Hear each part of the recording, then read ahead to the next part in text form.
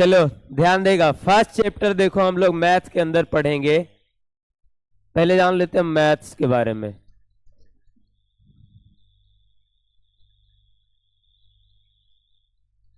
ठीक, इसको हम लोग फुल फॉर्म में बोलते हैं मैथमेटिक्स।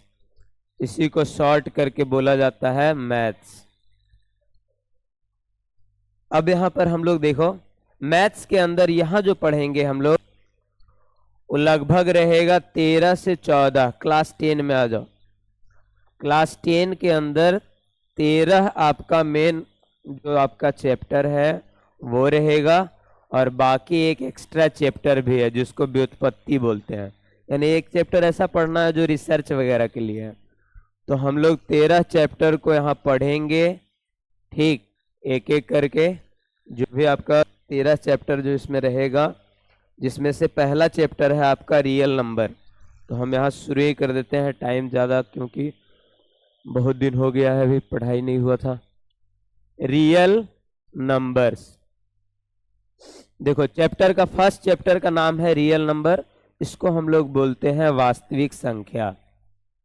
वास्तविक संख्या।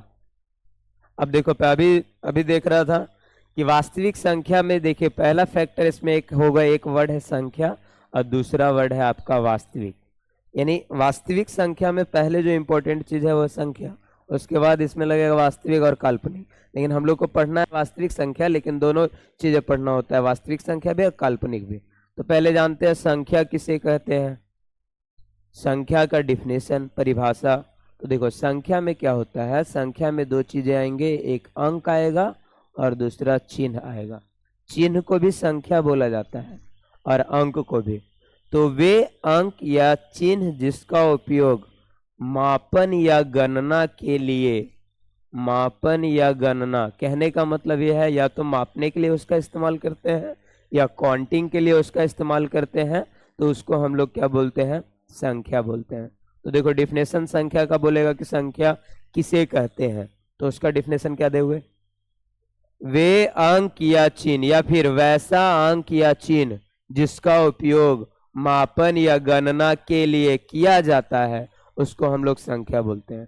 अंक भी रहेगा और चिन्ह भी रहेगा, दोनों यूज होता है। जैसे हम लोग गणित में पढ़ते हैं पाई, ये चिन्ह है लेकिन इसका उपयोग मैथ के अंदर होता है और इसका एक स्पेशल मान होता है 22/7। तो देखिए डिफिनेशन हो जाएगा संख्या का, वे अंक या चिन्ह जिसका उपयोग मापन या गणना के लिए किया जाता है संख्या कहलाता है। चलो, वे अंक या चिन्ह जिसका उपयोग मापन या गणना में किया जाता है उसको संख्या बोलते हैं। अब देखो आगे इसमें हम लोग को ये जानना था। अब यहाँ पे देखो संख्या का हिस्ट्री, संख्या कहाँ से आया है उससे जानेंगे। तो देखो संख्या ना, सबसे पहली बार जो संख्या का उल्लेख हुआ है, यानी जो हम लोग पूरे वर्ल्ड में संख्या पढ़ते हैं, वो आपका सऊदी अरब में हुआ था। सऊदी अरब, जिसको हम लोग अरब वाला बोलते हैं, तो ना अरब कंट्री बोलते हैं। ठीक, अरब कंट्री, अरब कंट्री में बहुत सारे कंट्री आते हैं, दुबई, कुवैत, ये सब पढ़ता है ना, जो जो शहर वगैरह सुना होगा, वो सब अरब कंट्री का हिस्सा है। तो अरब कंट्री जो अरब देश में है, और अन्य देश जिसको मिला के, यानी अरब देश प्रमुख रूप से था, मेन रूप से इसका खोज करता था, और अन्य देश जो है वो भी इसके मतलब जो अन्य देश के लोग थे वो भी आपका क्या संख्या का खोज किया है। यानी संख्या का इस्तेमाल सबसे पहले उन लोग किए थे, हम लोग जो कह रहे थे वो प्रणाली अलग था।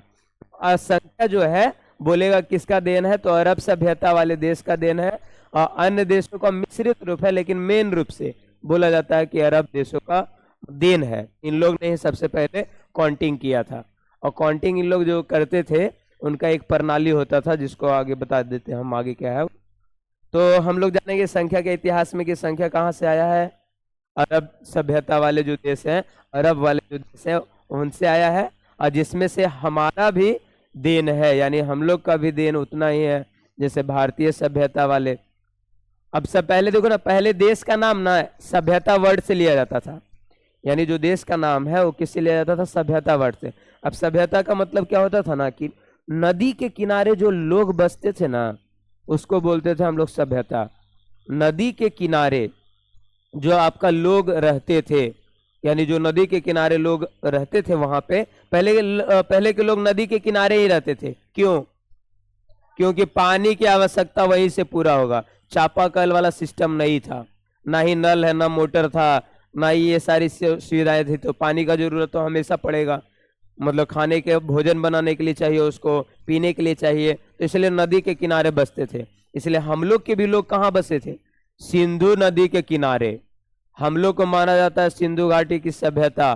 तो सिंधु घाटी के सभ्यता वाले लोग जो है ना, सबसे पहले जो आपका ये लोग माना जाता था कि सिंधु घाटी सभ्यता वाले लोग जो है ये विकसित हुए थे और सिंधु नदी के किनारे बसे थे। तो हम लोग का जो भी एरिया है, बहुत सारा एरिया, भारत पाकिस्तान वगैरह जो भी एरिया है, वो सबका एरिया मिला के ये वाला सभ्यता बना हुआ था।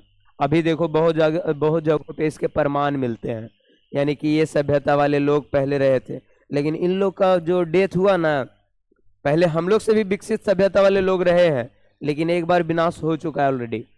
हम लोग का भी कभी कभी ऐसा दिक्कत आएगा तो विनाश हो संभव है। यानी प्रकृति कहा जाता है ना, अपना संतुलन खुद बना लेती है। आप ना भी चाहिएगा तो भी बन जाएगा। यानी बिना चाहे, जैसे मान लेते पूरा जनसंख्या बढ़ जाए, पूरा जैसे अभी बढ़ रहा है धीरे धीरे, तो देखा होगा बीच में आया था कोरोना, कुछ कुछ बैलेंस किया, सुना 2-3 लाख रुपए एक ही साथ डेथ कर रहे थे उस टाइम। तो नेचर ना बैलेंस करने का सिस्टम बना के रखा है। हम लोग भी जैसे मान लेते हैं कि बिहार बंगाल वगैरह ये सब वाला एरिया है, इसको खत्म करना है तो बस कुछ ही दिनों का काम रहेगा। भगवान जब चाहेगा तो अब खत्म कर देगा। इससे भगवान क्या कर देंगे, बीच वाला एरिया जो आपका हिमालय पर्वत है हम लोग के बगल में, ठीक, तो हिमालय पर्वत से आती है ठंडी हवा, और वो ठंडी हवा इतनी ठंड फैला सकती है कि इधर वाला बिहार बंगाल और झारखंड सब है ना, दिल्ली वाला एरिया वाला आदमी ठंडा से मरेगा। यानी भविष्य में ये भी अनुमान लगाया जा रहा है कि हम लोग मरेंगे तो ठंडा से, ज्यादा ठंडा आ जाएगा जिस दिन हम लोग है ना। ऐसे थोड़ा है, मतलब ऐसा है, वो ऐसा इसलिए चूंकि वो एरिया के आसपास जो ठंडी हवा उसको हिमालय पर्वत रोक ले रहा है, और गलती से भगवान का मन हुआ तो एक आगो छेद कर देगा बीच में, बीच से हवा आना शुरू, इधर आएगा तो हम लोग, हाँ हम लोग रुके हुए, समझ रहा है, पहाड़ वहाड़, नदी पहाड़ झरना ये सब हम लोग को रोक के बचा के रखा है, तो हम लोग कभी लपटा जाएंगे। तो सिंधु घाटी सभ्यता के आदमी, देखो सिंधु घाटी सभ्यता के आदमी पहले बहुत विकसित हुए थे, मतलब हम लोग से भी डेवलप थे। हम लोग जैसे कि अभी टेक्नोलॉजी का इस्तेमाल कर रहे हैं, हम लोग का विनाश हो जाए तो फिर शुरू होगा धीरे धीरे, उसी तरह उन लोग बहुत ज्यादा विकसित हुआ था। तो उन लोग का विकसित हुआ, विकास मतलब कर गया पूरी तरह से। लेकिन उन लोग जो है ना, उन लोग डेथ कर गए किसके कारण? विज्ञान के अभाव के कारण। ऐसा माना जाता है कि सिंधु घाटी सभ्यता वाले जो आदमी है ना, वो विज्ञान नहीं जानने के कारण क्या हो गए, चले गए। उसका कारण पहले ये था कि पहले लोग ना यज्ञ करते थे, और यज्ञ में क्या करते थे, हवन। तो कुछ भी काम होता था ना तो उसमें क्या करते थे, यज्ञ करवाते थे, हवन डालते थे। मतलब वही हवन में हम लोग क्या डालते हैं, हुमाद वगैरह वो सब डालवे करते हैं, लहरावे वाला। तो वैसा है। तो एक बार क्या हुआ था कि गलती से टेम्परेचर इम्बैलेंस हुआ और ग्लेशियर पहाड़ जो है पिघलने लगा। तो इन लोग सोचा कि भगवान हमसे गुस्सा आ गए हैं, तो क्या करें, अब भगवान को खुश करने के लिए यज्ञ करवाए, अबरी और पिघले लगा। तो ऐसा माना जाता है कि बाढ़ आ गया, और उस बाढ़ के कारण वहां के लोग चल बसे। पहले नाव नहीं था, एक आध दो टायर उर पकड़ के बच गया होगा। ऐसे तो नाव वगैरह वाले तैरना उरना तो कम ही सीखा होगा, उतना ज्यादा है। अभी जो जैसे सीखा हुआ है, कितना है भी तैर लेता है। अरे अलग अलग टाइप से, कोई मेढक का स्टाइल में तैर लेता है, कोई देखा होगा अभी वर्ल्ड रिकॉर्ड बनाने वाले वो मछली का स्टाइल में तैरता है, वो मछली से भी ज्यादा फास्ट तैरता है। माइकल फेलप्स सबसे ज्यादा गोल्ड मेडल वही लेके रखा है ओलंपिक में, वो तैराकी। वही ना रे, सही बोल रहे हैं हम? हाँ, तो गलत बोलेंगे हम।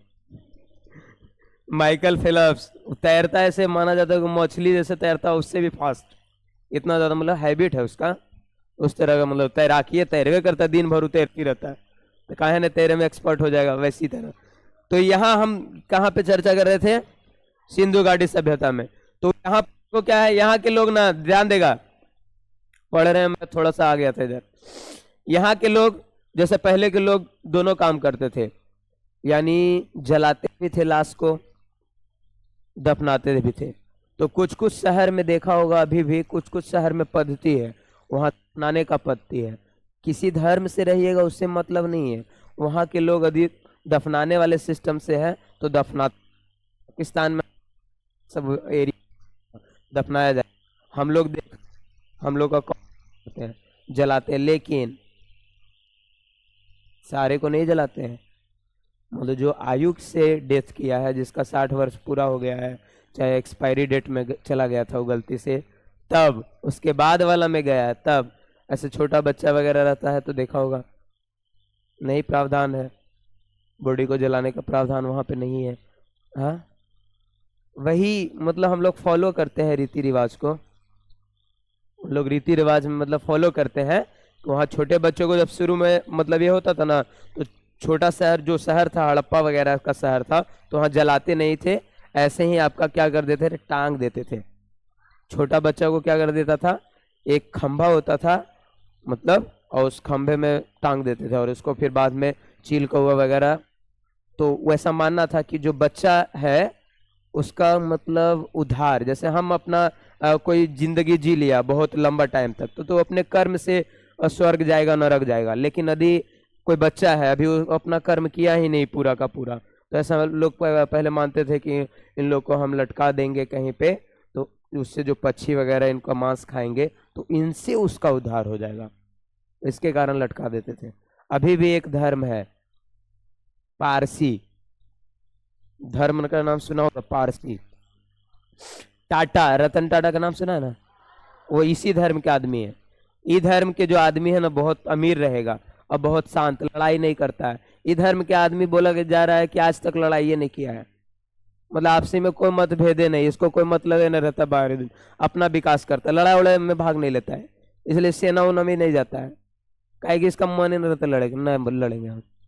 मतलब सेना वाला क्या है, जैसे सेना में हम लोग भेज देंगे और न लड़े तो हम लोग का हार हो जाएगा, लड़ाकू भी वहां जाना चाहिए। तो इन लोग का मतलब लड़ता उड़ता नहीं, बहुत शांत माना जाता है, धर्म के लोग होते हैं। और इन लोग का मेन है जो माना जाता है, इन लोग पूजते हैं आग को। किसको पूजते हैं? आग को। इन लोग का आग को पवित्र मानते हैं, आग को गलती करने से, इसलिए जब ये मरते हैं इनके लोग तो ये जलाते नहीं है, बोलते हैं आग में जलाएंगे, आग हमारे देवता है, नहीं जलाएंगे। मतलब इन लोग मानता है, और बोला जाता है कि आग से बचाने के लिए इन लोग क्या करता है, एक बनाता है जैसे पानी टंकी है वैसी, पूरा कब्र नहीं बनाता है, पानी टंकी जैसा एक खुला हुआ एक बनाता है बिल्डिंग, मतलब गोल रहेगा, चढ़ने वाला रहेगा, टंकी रहेगा, और वहीं पे लाश को छोड़ देते जाके। उसको बोला जाता है टावर ऑफ साइलेंस, शांति का स्तूप।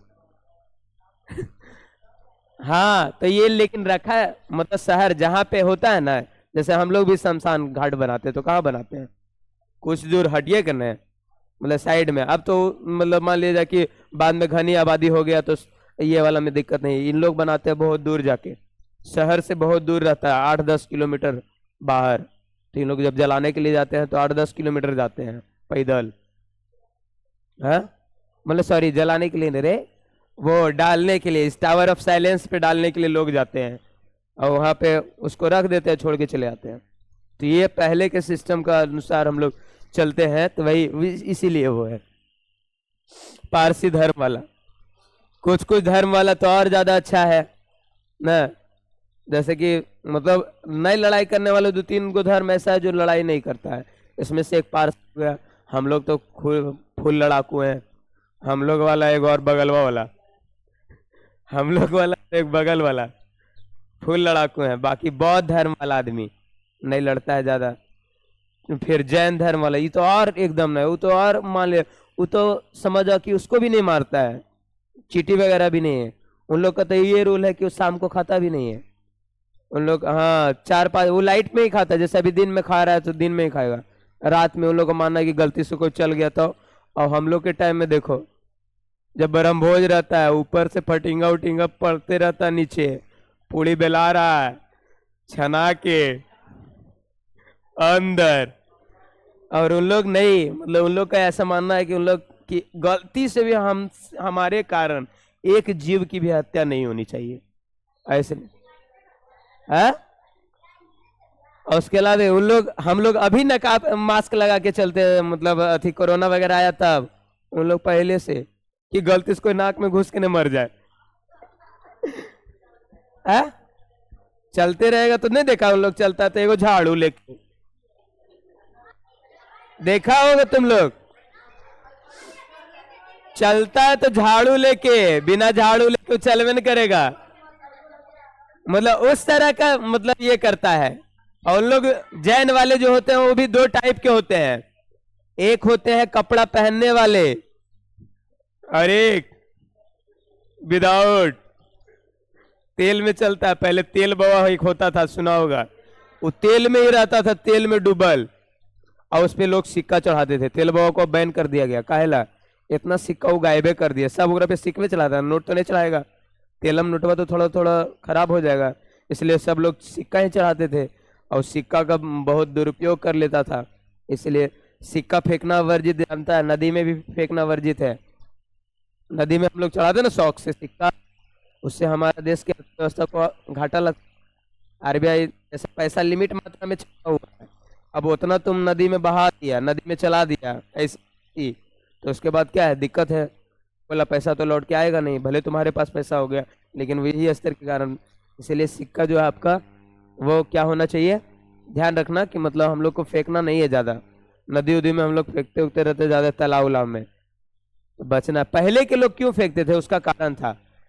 पहले के लोग का सिक्का किस चीज का था, तो तांबा का सिक्का पानी को शुद्ध करता है, और वो पानी को, नदी वाला पानी को पीता था लोग पहले, तो इसलिए तांबा के सिक्के को, पहले पानी का प्यूरिफायर थोड़ा था, ये हम लोग जो मशीन अभी लगाए हैं वो नहीं था।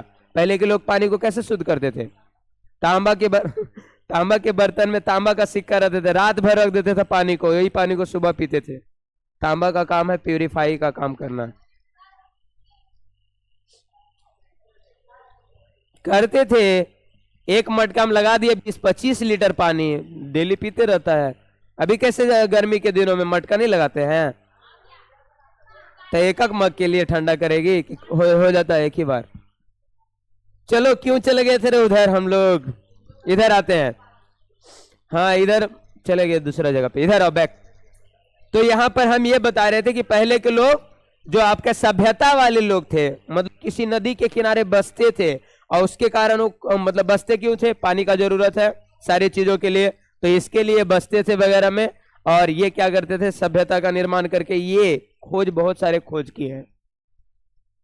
तो ये था, हम लोग को बस इतना जानना था कि कौन कौन देशों ने मिलकर किया है संख्या का आविष्कार। अरब कंट्री और सारे कंट्री ने किया, मिलके किया है संख्या का, जिसमें हम बता रहे थे संख्या का हमारा भी देन है, कौन सा, भारतीय सभ्यता, यानी हम लोग का भी सभ्यता का देन है। हम लोग भी संख्या में आए, और हम लोगों ने सबसे इंपॉर्टेंट संख्या क्या दिया, 0, हम लोग ही दिए 0, इसलिए हम लोग है मैथ का हीरो। मतलब भारत के लोगों को बोला जाता है, देखो भारत का जो मैथमेटिक्स स्तर है वो बहुत उच्च कोटि का है, मतलब अच्छा वाला माना जाता है कि बहुत अच्छा वाला मैथ हम लोग पढ़े। क्यों, क्योंकि 0 दिए हैं। लेकिन 0 से रिलेटेड एक क्वेश्चन आता है, तुम लोग आंसर करता है, 0 का खोज किसने किया, आर्यभट्ट ने। यही हो जाता गलत।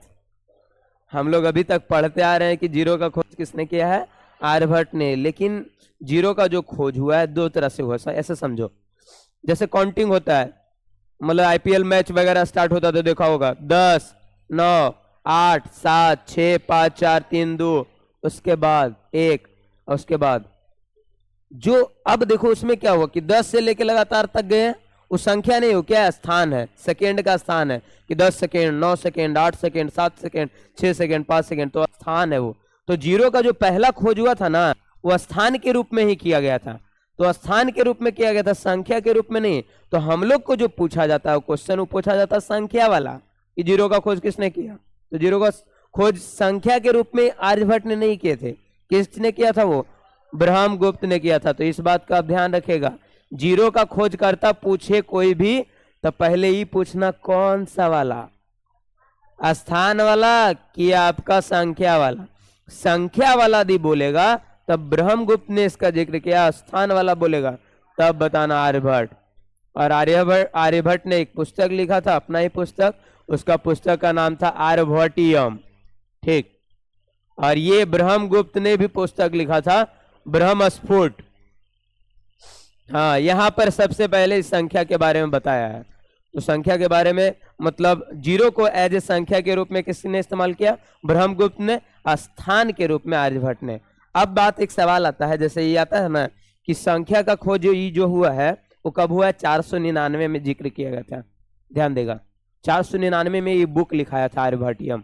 तो आर्यभट्टियम बुक में 499 ईस्वी में जिक्र हुआ, यानी 500 में। और हम लोग का रामायण और महाभारत का काल कब है? 400 ईसा पूर्व, यानी 500 इधर 409।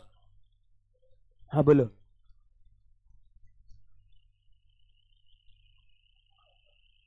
पांच,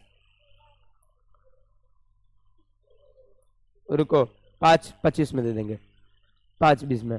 हाँ अभी हो रहा है, बस 2-4-10 दिन और है। 2-2 मिनट अभी डेली बढ़ रहा है, 10 दिन में 20 मिनट। फिर हम लोग 6 बजे, फिर तुम लोग का क्लास तो 6 बजे तक आराम से चलेगा, कोई दिक्कत नहीं। 4:30 से हमेशा 6 चलेगा मेरा, क्योंकि हम 4:20 नहीं 4:20 से हो जाएगा, क्योंकि 4:20 में तो एवे करते हैं। 5 मिनट और रुको। तो आगे कहाँ थे हम लोग? आर्यभट्टियम में ब्रह्मस्फुट सिद्धांत में स्थान के रूप में। देखो तो 499 में आया। अब सवाल उठता है हम लोग का कि पहले हम लोग जो काउंटिंग करते थे कि दशानन, जैसे बोलते थे रावण के 10 सिर है। अभी रावण के 10 सिर जब काउंटिंग करते थे तो कैसे पता था कि 10 सिर था जब जीरो एवे नहीं किया था? सवाल हो सकता है ना कि 10 सिर गिन रहे हैं, ये 10 सिर वाला मामला आया है 500 ईस्वी में, जीरो आया है और हम लोग काउंटिंग में बहुत पहले से इस्तेमाल कर रहे थे। तो क्या है था कि पहले के लोग ना लिखने की जो प्रणाली थी वो नहीं थी, मतलब उस काउंटिंग की प्रणाली बना के रखा था, लिखने का नहीं। जैसे देखा होगा बच्चा लोग कविता को एकदम फुरफुरा पड़ जाएगा, लिखल को लिख देगा, नहीं आता उसको लिखने, लेकिन सुन सुन के सीख लिया है। रट लेता है ना, वही कह रहे हैं कि बच्चा लोग पहले रट लेता है, यानी सुन सुन के सीख लेता है। उसी तरह हम लोग का भी प्रणाली था, पहले हम लोग लिखते थे सिर्फ एक को इक्का, द्वि को दो, यानी दो को द्वि बोलते थे, त्रि। उसी तरह 10 को हम लोग 10 बोलते थे, ई वाला 10 को पहले 10 बोला जाता था, और 10 के बाद बनाया गया इसको 10 पढ़ा जाए, और फिर 10। 4 को चतुर, 5 को पंच,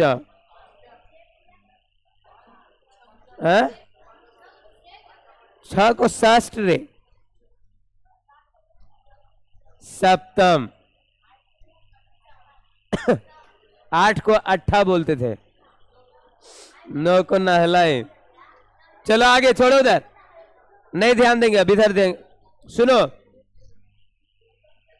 अरे लड़का हल्ला करेगा ज्यादा, चलो रहने दे तो आज ठीक है, आज अथी हो गया।